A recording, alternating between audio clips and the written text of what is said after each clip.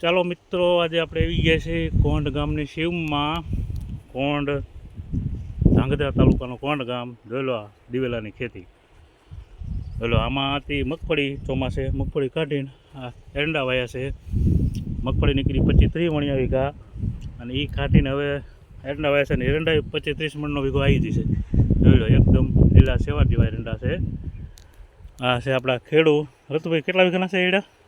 10 વીઘાના એરડા છે. ઓછામાં ઓછા 300 થી 350 મણ એરડા કરશે. જોઈ લો ખેડૂત મિત્રો, આવી બધું ખેતીમાં ધ્યાન રાખો ને આવું કરો તો વાંધો ન આવે. બાકી આ સાલ વરસાદે કપાસ અને મગફળીની તો પૂરું કરી નાખ્યું છે, પણ એરંડામાં વાંધો નહીં આવે. તો ભાઈ બિયાણ કયું છે? આવને 11. જોઈ લો આવની 11 છે બિયાણ. જોઈ લો ખેડૂત મિત્રો, મસ્ત માલ છે બધો, એકદમ લીલા સેવા જેવા, અને એક સરખા બધા એરંડા.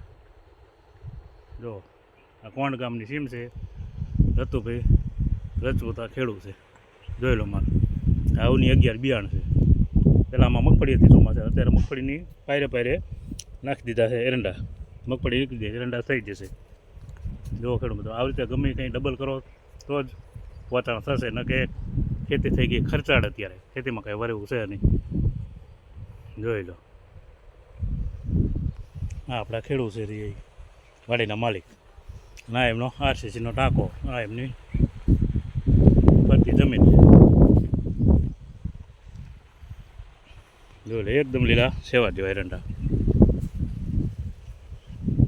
ચાલો મિત્રો, તો પછી હવે વિડીયોને આપીએ અહીંયા વિરામ.